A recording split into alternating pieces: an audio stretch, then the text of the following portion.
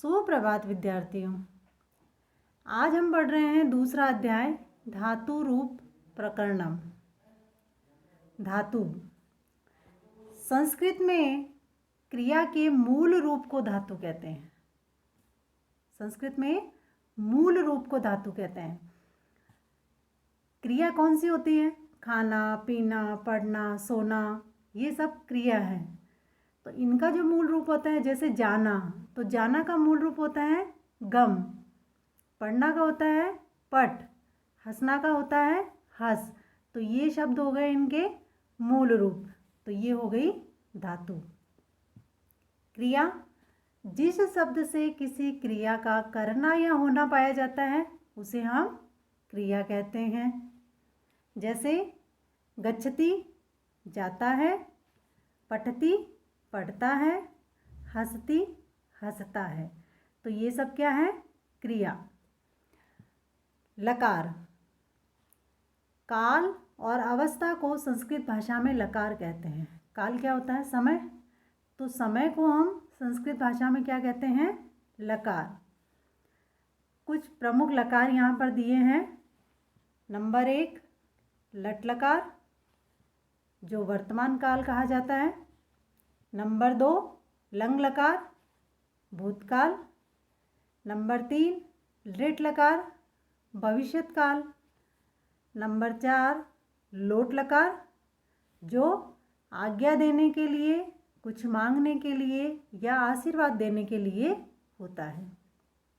Number 5 विधिलिंग लकार, चाहिए अर्थ में या संभावना के लिए होता है। धातुएं धातुएं 2 प्रकार की होती है। कितनी होती है? 2 प्रकार की होती है, परस्मैपदी और आत्मनेपदी। संस्कृत भाषा में 3 पुरुष और 3 वचन माने गए हैं। पुरुष 3 होते हैं, प्रथम पुरुष, मध्यम पुरुष और उत्तम पुरुष। मध्यम पुरुष में जो कर्ता शब्द होते हैं वो होते हैं, प्रथम पुरुष में सबसे पहले आएंगे संज्ञा, यानी नाम, किसी भी व्यक्ति, वस्तु, स्थान का नाम हो वो प्रथम पुरुष में आएगा। सर्वनाम शब्द प्रथम पुरुष में आएंगे। हम बोलते हैं वह, वे दो, वे सब, तो संस्कृत में हम उनको बोलते हैं सह, तौ, ते, सा, ते, ता। तो प्रथम पुरुष में स, तो, ते, ये सर्वनाम शब्द है, ये पुल्लिंग के हैं। तीनों लिंगों में सर्वनाम शब्द होते हैं, संज्ञा शब्द होते हैं।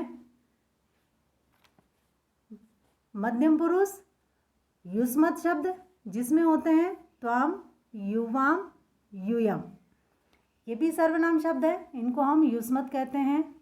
उत्तम पुरुष में है अस्मत् शब्द, अहम, आवाम, वयम, ये भी सर्वनाम शब्द है। सह, वह, तौ, वे दो, ते, वे सब। त्वम, तुम, युवाम, तुम दोनों, यूयम, तुम सब, अहम, मैं, आवाम, हम दोनों, वयम, हम सब।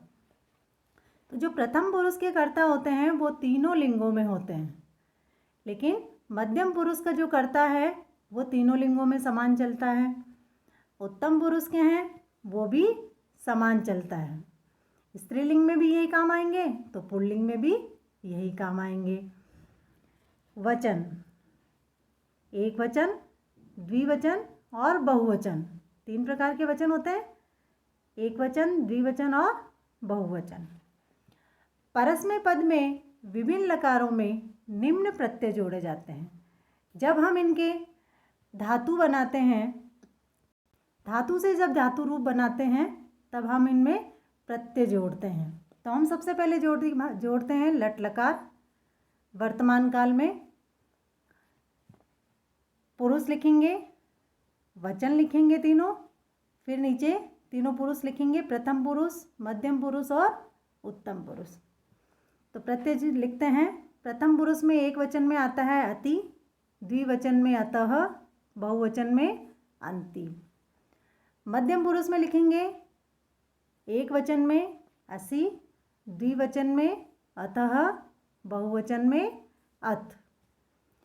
उत्तम पुरुष में लिखेंगे एक वचन में आमि, द्विवचन में आवह, बहुवचन में आमह। ये हो गए हमारे प्रत्यय। अब जब इन प्रत्ययों को किसी भी धातु के पीछे जोड़ा जाए तो वो बन जाते हैं धातु रूप। तो अभी हमने पढ़ा था पट, हस, गम, तो हम आज पढ़ रहे हैं इसमें पट धातु से। तो पट धातु के पीछे अगर हम इन प्रत्ययों को जोड़ते हैं तो आसानी से हम धातु रूप बना सकते हैं। किसी भी धातु से हम रूप आसानी से बना सकते हैं प्रत्यय जोड़ करके। तो हम बनाते हैं प्रथम पुरुष। तो प्रथम पुरुष में हम प्रथम पुरुष से लेंगे जो ऊपर का हमारा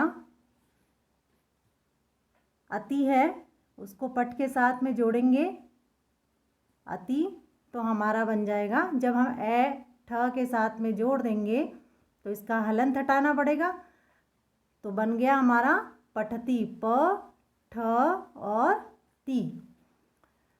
उसी प्रकार से हम द्विवचन में ऊपर से लेंगे अतः, तो पट के साथ हम अतः जोड़ेंगे तो प ठ तह, पठतः। उसी प्रकार से हम बहुवचन लेंगे, पट के साथ में यहाँ से अंति लेंगे तो जोड़ेंगे तो बन जाएगा हमारा पठन्ति। उसी प्रकार से मध्यम पुरुष भी होगा, पट के साथ में यहाँ से हम असि लेंगे और साथ में जोड़ेंगे तो बन जाएगा हमारा पठसी। द्विवचन का मध्यम पुरुष का लेंगे अतः, तो पट के साथ में हमने जोड़ दिया अतः, तो बन गया हमारा पठथः। अब हमने ले लिया बहुवचन का अथ और पट के साथ में हमने अथ को जोड़ा तो हमारा क्या बन गया शब्द पठत। अब लेंगे उत्तम पुरुष। उत्तम पुरुष में हम आमी लेंगे यहाँ से और पट के साथ में जोड़ेंगे तो हमारा बन जाएगा पठामी। यहाँ से आवह लेकर के पट के साथ में हम यहाँ जोड़ेंगे तो बन जाएगा पठावह। फिर यहाँ बहुवचन से आवह लेंगे आमह और पट के साथ आमह जोड़ेंगे तो बन जाएगा पठामह। तो किसी भी धातु के साथ में इन प्रत्ययों को जोड़ करके हम आसानी से धातु रूप बना सकते हैं। तो हम क्या करेंगे इनको, सबसे पहले तो ये हमें प्रत्यय याद करने होंगे।